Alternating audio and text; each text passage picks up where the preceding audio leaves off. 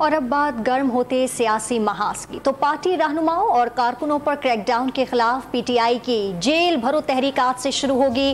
پہلے مرحلے میں لاہور سے گرفتاریاں پیش کی جائیں گی۔ چیئرنگ کراس پر عمر سرفراز چیمہ اور سینیٹر ولید اقبال سمیت 200 کارکنان گرفتاریاں دیں گے۔ پنجاب کی نگراں حکومت نے بھی جیل بھرو تحریک سے نمٹنے کے لیے کمر کس لی ہے۔ مال روڈ سمیت متعدد مقامات پر احتجاج اور دھرنوں پر پابندی عائد کر دی گئی۔ گرفتار کارکنان کو ڈی جی خان اور میاں والی جیل میں رکھنے کا فیصلہ ہوا۔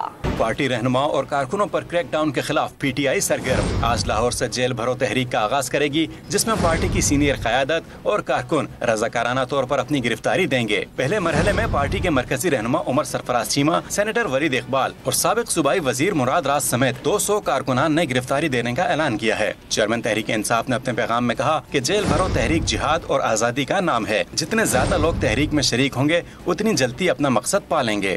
جیل بھرو تحریک جو ہے اس کا مطلب یہ ہے، یہ ایک جہاد کا نام ہے، ایک آزادی کا نام ہے، اور میں چاہتا ہوں کہ جتنے بھی آپ میں سے اس میں شرکت کریں گے اتنی جلدی ہم اپنے مقصد پر پہنچ جائیں گے کہ اپنے ملک کو ایک حقیقی طور پہ آزاد کر لیں۔ جیل روڈ پر واقع پی ٹی آئی کے مرکزی سیکریٹریٹ میں گرفتاریاں دینے والے سینئر رہنما اور کارکنوں کے اعزاز میں تقریب منعقد ہوگی، جس کے بعد ڈاکٹر یاسمین راشد گرفتاری دینے والے رہنماؤں اور کارکنوں کے ہمراہ جلوس کی شکل میں پارٹی سیکریٹریٹ سے چیئرنگ کراس پہنچے گی۔ گرفتاریوں سے انکار پر پی ٹی آئی نے چیئرنگ کراس مال روڈ پر ہی دھرنا دینے کا اعلان کر دیا۔ کارکنان کا جوش و خروش بھی عروج پر پہنچ گیا۔